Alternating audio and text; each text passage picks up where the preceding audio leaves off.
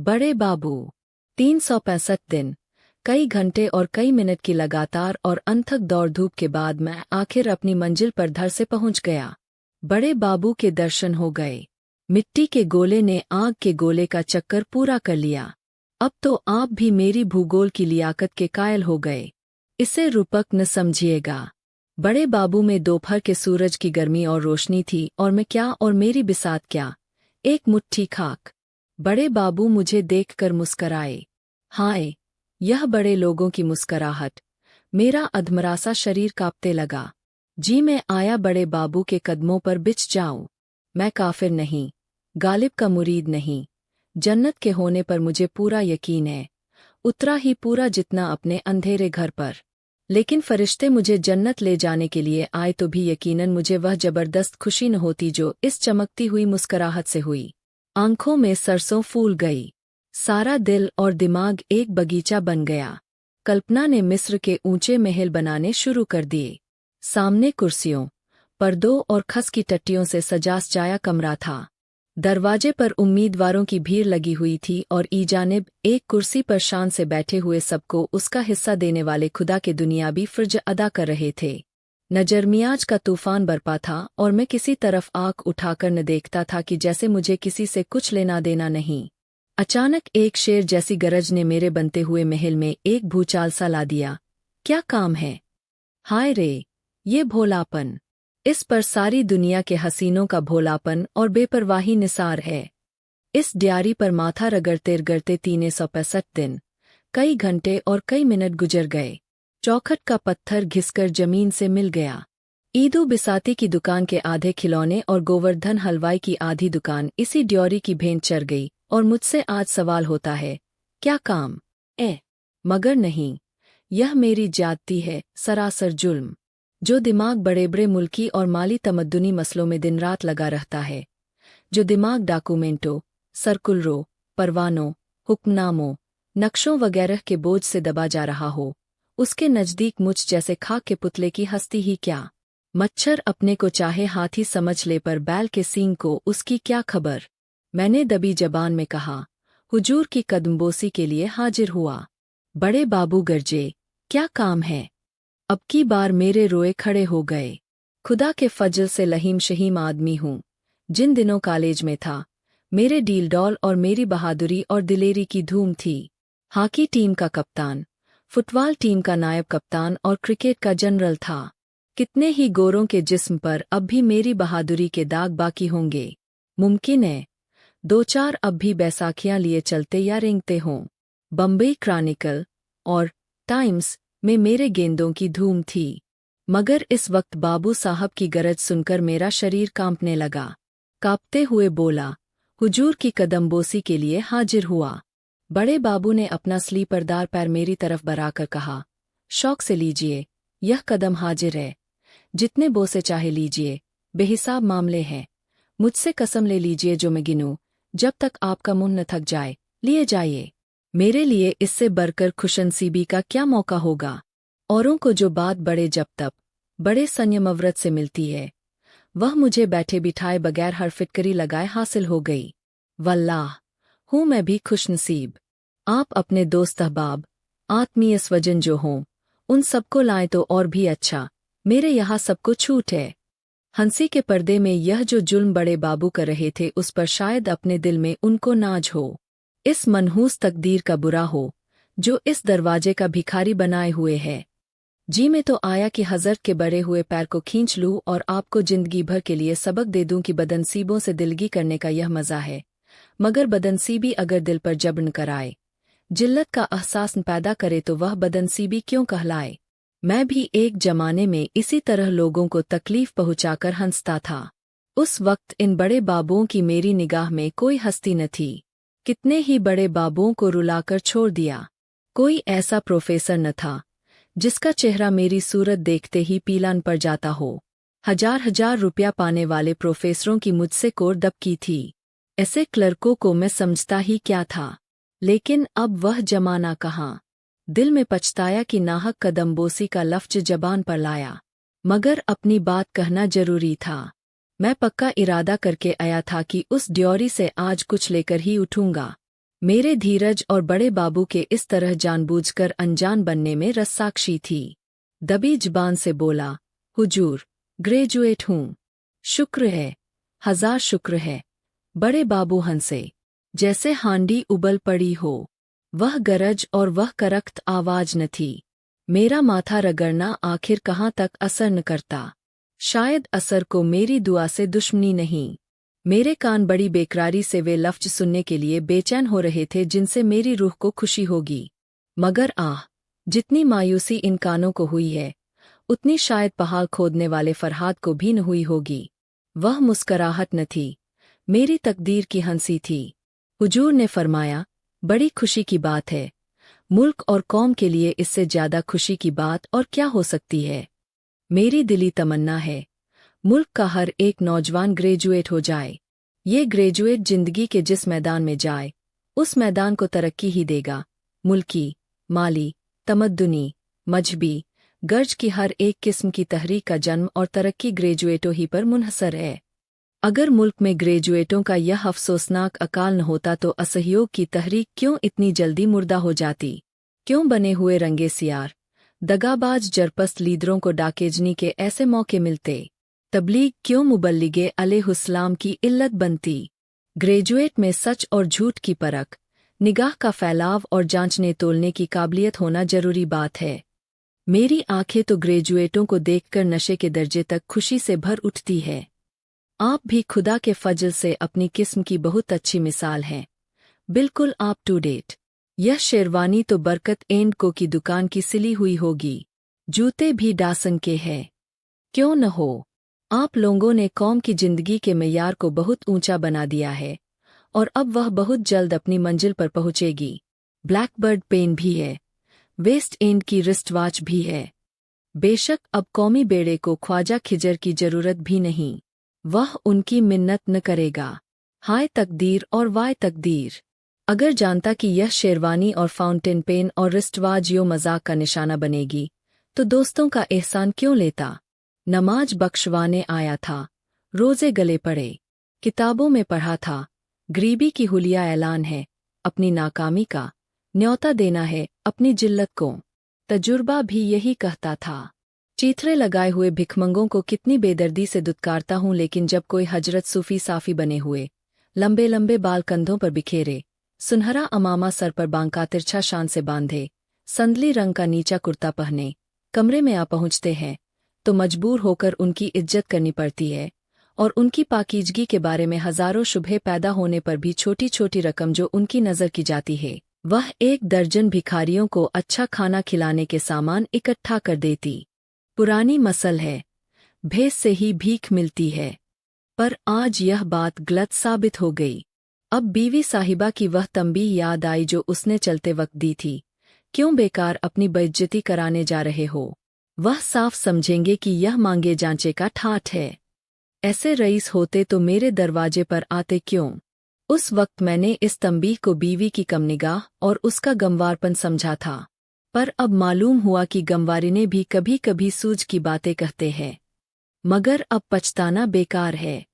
मैंने आजिजी से कहा, हुजूर, कहीं मेरी भी परवरिश फरमाएं।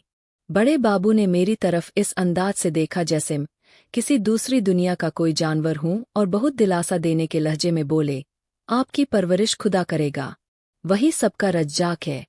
दुनिया जब से शुरू हुई तब से तमाम शायर, हकीम और औलिया यही सिखाते आए हैं कि खुदा पर भरोसा रख, और हम हैं कि उनकी हिदायत को भूल जाते हैं। लेकिन खैर, मैं आपको नेक सलाह देने में कंजूसी न करूंगा। आप एक अखबार निकाल लीजिए। यकीन मानिए इसके लिए बहुत ज्यादा पढ़े लिखे होने की जरूरत नहीं, और आप तो खुदा के फजल से ग्रेजुएट है। स्वादिष्ट तिलाओ और स्तंभनबटियों के नुस्खे लिखिए। तिब्बे अकबर में आपको हजारों नुस्खे मिलेंगे। लाइब्रेरी जाकर नकल कर लाइए और अखबार में नए नाम से छापिए। कोकशास्त्र तो आपने पढ़ा ही होगा, अगर न पढ़ा हो तो एक बार पढ़ जाइए और अपने अखबार में शादी के मर्जों के तरीके लिखिए। कामेंद्रिय के नाम जितने ज्यादा आ सकें बेहतर है। फिर देखिए कैसे डॉक्टर और प्रोफेसर और डिप्टी कलेक्टर आपके भक्त हो जाते हैं। इसका ख्याल रहे कि यह काम हकीमाना अंदाज से किया जाए।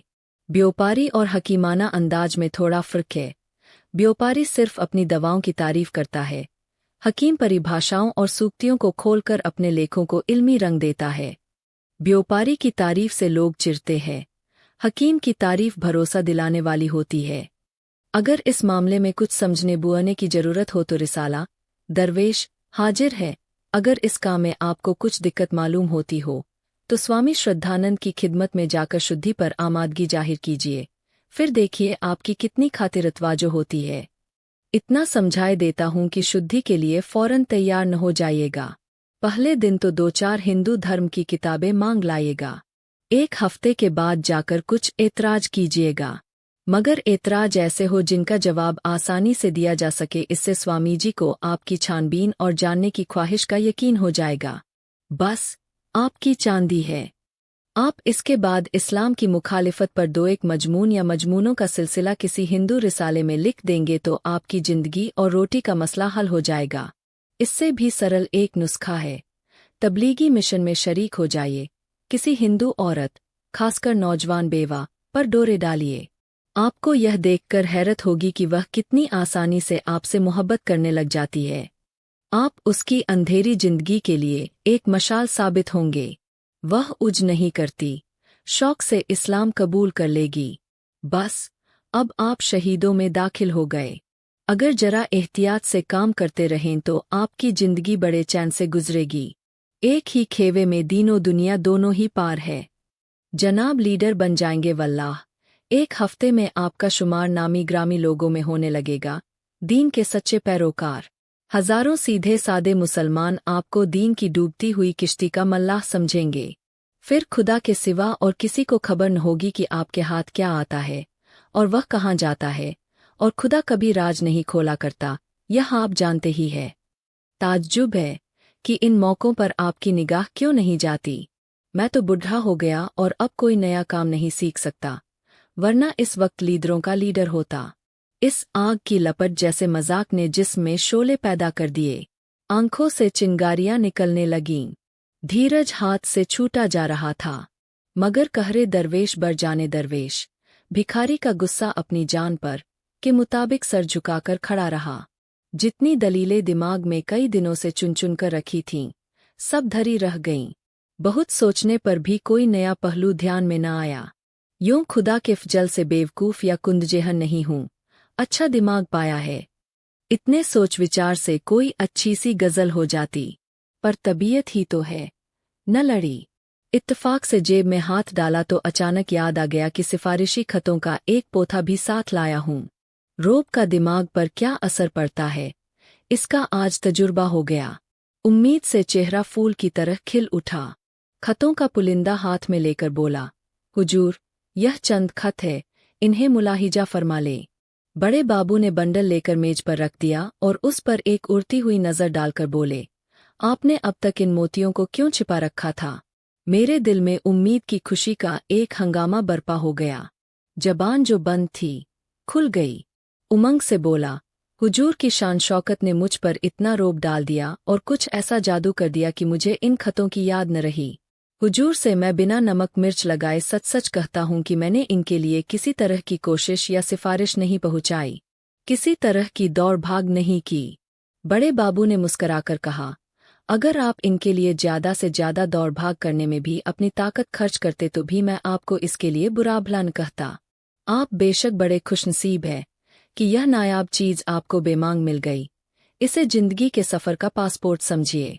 वाह, आपको खुदा के फजल से एक से एक कद्रदान नसीब हुए। आप जहीन हैं, सीधे सच्चे हैं, बेलौस है, फरमाबरदार है।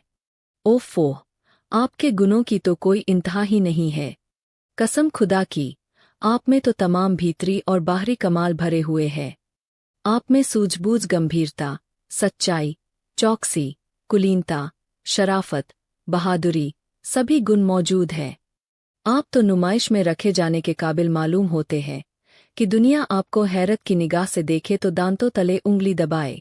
आज किसी भले का मुंह देखकर उठा था कि आप जैसे पाकीजा आदमी के दर्शन हुए। यह वे गुण हैं जो जिंदगी के हर एक मैदान में आपको शोहरत की चोटी तक पहुंचा सकते हैं। सरकारी नौकरी आप जैसे गुनियों की शान के काबिल नहीं। आपको यह कब गवारा होगा? इस दायरे में आते ही आदमी बिल्कुल जानवर बन जाता है। बोलिए, आप इसे मंजूर कर सकते हैं। हरगिज नहीं, मैंने डरते डरते कहा। जनाब, जरा इन लफ्जों को खोलकर समझा दीजिए। आदमी के जानवर बन जाने से आपकी क्या मंशा है? बड़े बाबू ने त्योरी चराते हुए कहा। या तो कोई पेचीदा बात न थी जिसका मतलब खोलकर बतलाने की जरूरत हो। तब तो मुझे बात करने के अपने ढंग में कुछ तरमीम करनी पड़ेगी। इस दायरे के उम्मीदवारों के लिए सबसे जरूरी और लाजिमी सिफत सूझबूझ है। मैं नहीं कह सकता कि मैं जो कुछ कहना चाहता हूँ वह इस लफ्ज से अदा होता है या नहीं। इसका अंग्रेजी लफ्ज है इंट्यूशन, इशारे के असली मतलब को समझना। मसलन अगर सरकार बहादुर यानी हाकिम जिला को शिकायत हो कि आपके इलाके में इनकम टैक्स कम वसूल होता है, तो आपका फर्ज है कि उसमें अंधाधुंध इजाफा करें, आमदनी की परवाह न करें। आमदनी का बढ़ना आपकी सूझबूझ पर मुनहसर है। एक हल्की सी धमकी काम कर जाएगी और इनकम टैक्स दुगुना तिगुना हो जाएगा। यकीनन आपको इस तरह अपना जमीर अंत करन बेचना गवारा न होगा। मैंने समझ लिया कि मेरा इम्तहान हो रहा है। आशिकों जैसे जोश और सरगर्मी से बोला, मैं तो इसे जमीर बेचना नहीं समझता, यह तो नमक का हक है। मेरा जमीर इतना नाजुक नहीं है। बड़े बाबू ने मेरी तरफ कदरदानी की निगाह से देखकर कहा, शाबाश, मुझे तुमसे ऐसे ही जवाब की उम्मीद थी। आप मुझे होनहार मालूम होते हैं। लेकिन शायद यह दूसरी शर्त आपको मंजूर न हो। इस दायरे के मुरीदों के लिए दूसरी शर्त यह है कि वह अपने को भूल जाएं। कुछ आया आपकी समझ में? मैंने दबी जबान में कहा। जनाब को तकलीफ तो होगी, मगर जरा फिर इसको खोलकर बतला दीजिए। बड़े बाबू ने त्योरियों पर बल देते हुए कहा, जनाब, यह बार बार का समझाना मुझे बुरा मालूम होता है। मैं इससे ज्यादा आसान तरीके पर ख्यालों को जाहिर नहीं कर सकता। अपने को भूल जाना बहुत ही आम मुहावरा है। अपनी खुदी को मिटा देना, अपनी शख्सियत को फना कर देना, अपनी पर्सनालिटी को खत्म कर देना। आपकी वजाकजा से, आपके बोलने बात करने के ढंग से, आपके तौर तरीकों से आपकी हिंदियत मिट जानी चाहिए। आपके मजहबी, अखलाकी और तमद्दुनी असरों का बिल्कुल गायब हो जाना जरूर है। मुझे आपके चेहरे से मालूम हो रहा है कि इस समझाने पर भी आप मेरा मतलब नहीं समझ सके। सुनिए, आप गालिबन मुसलमान हैं। शायद आप अपने अकीदों में बहुत पक्के भी हों। आप नमाज और रोजे के पाबंद हैं। मैंने फ़िक़्ह से कहा, मैं इन चीज़ों का उतना ही पाबंद हूँ जितना कोई मौलवी हो सकता है। मेरी कोई नमाज कज़ा नहीं हुई, सिवाय उन वक्तों के जब मैं बीमार था। बड़े बाबू ने मुस्कराकर कहा, यह तो आपके अच्छे अखलाक ही कह देते हैं, मगर इस दायरे में आकर आपको अपने अकीदे और अमल में बहुत कुछ काटछांट करनी पड़ेगी।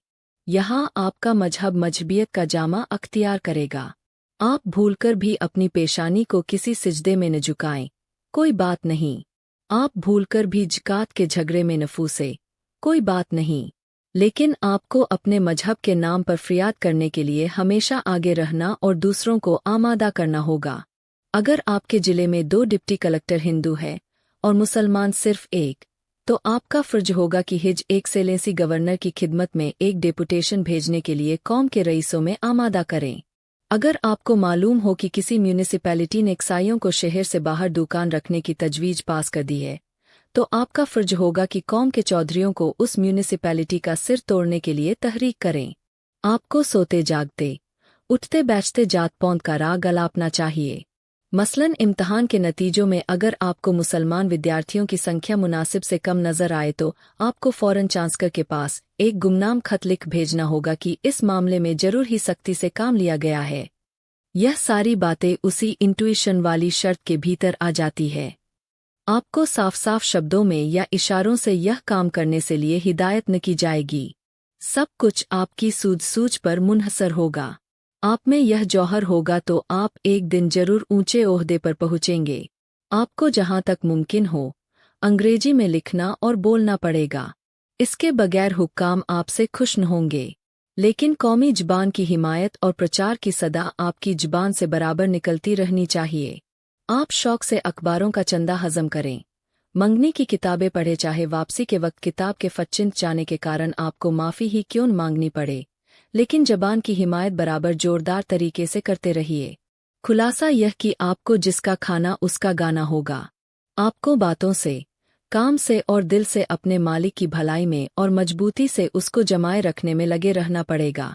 अगर आप यह ख्याल करते हो कि मालिक की खिदमत के जरिए कौम की खिदमत की करूंगा, तो यह झूठ बात है, पागलपन है, हिमाकत है। आप मेरा मतलब समझ गए होंगे। फरमाइए, आप इस हद तक अपने को भूल सकते हैं? मुझे जवाब देने में जरा देर हुई। सच यह है कि मैं भी आदमी हूँ और 20वीं सदी का आदमी हूँ। मैं बहुत जागा हुआ न सही, मगर बिल्कुल सोया हुआ भी नहीं हूँ। मैं भी अपने मुल्क और कौम को बुलंदी पर देखना चाहता हूँ। मैंने तारीख पढ़ी है और उससे इसी नतीजे पर पहुंचा हूँ कि मजहब दुनिया में सिर्फ एक है और उसका नाम है दर्द। मजहब की मौजूदा सूरत धड़ेबंदी के सिवाय और कोई हैसियत नहीं रखती। खतने या चोटी से कोई बदल नहीं जाता। पूजा के लिए कलीसा, मस्जिद, मंदिर की मैं बिल्कुल जरूरत नहीं समझता। हाँ, यह मानता हूँ कि घमंड और खुदगर्जी को दबाए रखने के लिए कुछ करना जरूरी है। इसलिए नहीं कि उससे मुझे जन्नत मिलेगी या मेरी मुक्ति होगी, बल्कि सिर्फ इसलिए कि मुझे दूसरों के हक छीनने से नफरत होगी। मुझमें खुदी का खासा जुज मौजूद है। यूं अपनी खुशी से कहिए तो आपकी जूतियों सीधी करूं, लेकिन हुकूमत की बर्दाश्त नहीं। महकूम बनना शर्मनाक समझता हूँ। किसी गरीब को जुल्म का शिकार होते देखकर मेरे खून में गर्मी पैदा हो जाती है। किसी से दबकर रहने से मर जाना बेहतर समझता हूँ, लेकिन ख्याल हालतों पर तो फतह नहीं पा सकता। रोजी फिक्र तो सबसे बड़ी। इतने दिनों के बाद बड़े बाबू की निगाहे करम को अपनी ओर मुड़ता देखकर मैं इसके सिवा कि अपना सिर झुका दूं, दूसरा कर ही क्या सकता था। बोला, जनाब, मेरी तरफ से भरोसा रखें। मालिक की खिदमत में अपनी तरफ से कुछ उठा न रखूंगा। गैरत को फना कर देना होगा। मंजूर। शराफत के जज्बों को उठाकर ताक पर रख देना होगा। मंजूर। मुखबिरी करनी पड़ेगी। मंजूर। तो बिस्मिल्लाह, कल से आपका नाम उम्मीदवारों की फहरिस्त में लिख दिया जाएगा। मैंने सोचा था कल से कोई जगह मिल जाएगी। इतनी जिल्लत कबूल करने के बाद रोजी की फिक्र से तो आजाद हो जाऊंगा।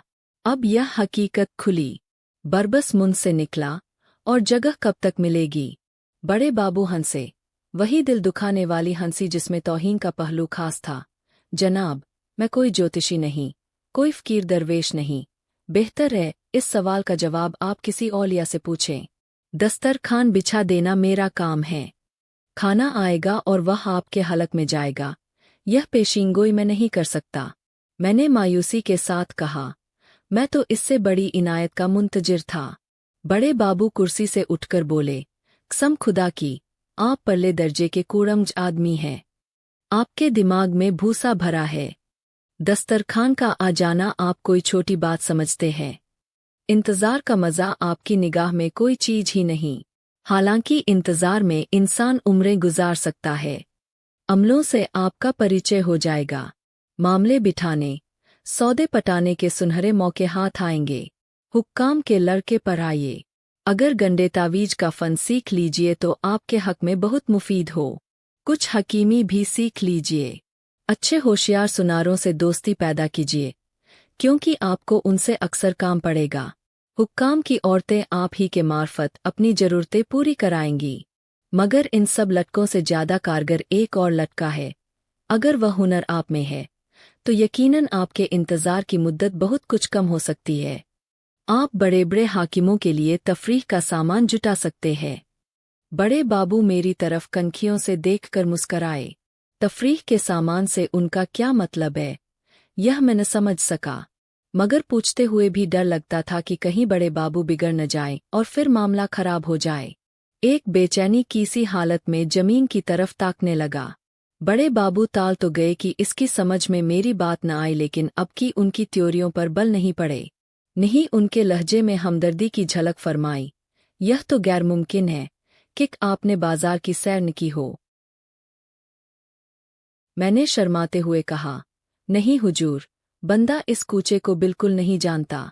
बड़े बाबू, तो आपको इस कूचे की खाक छानी पड़ेगी। हाकिम भी आंख कान रखते हैं। दिन भर की दिमागी थकन के बाद स्वभावत रात को उनकी तबीयत तफरीह की तरफ झुकती है। अगर आप उनके लिए आंखों को अच्छा लगने वाले रूप और कानों को भाने वाले संगीत का इंतजाम सस्ते दामों कर सकते हैं या कर सके तो। मैंने किसी कदर तेज होकर कहा, आपका कहने का मतलब यह है कि मुझे रूप की मंडली की दलाली करनी पड़ेगी। बड़े बाबू, तो आप तेज क्यों होते हैं? अगर अब तक इतनी छोटी सी बात आप नहीं समझे तो यह मेरा कसूर है या आपकी अक्ल का? मेरे जिस्म में आग लग गई। जी मैं आया कि बड़े बाबू को जुजुत्सु के 2-4 हाथ दिखाओ, मगर घर की बेसरो सामानी का ख्याल आ गया। बीवी की इंतजार करती हुई आंखें और बच्चों की भूखी सूरतें याद आ गईं। जिल्लत का एक दरिया हलक से नीचे ढकेलते हुए बोला, जी नहीं, मैं तेज नहीं हुआ था। ऐसी बेअदबी मुझसे नहीं हो सकती। आंखों में आंसू भरकर जरूरत ने मेरी गैरत को मिटा दिया है। आप मेरा नाम उम्मीदवारों में दर्ज कर दें। हालात मुझसे जो कुछ कराएंगे वह सब करूंगा और मरते दम तक आपका एहसानमंद रहूंगा।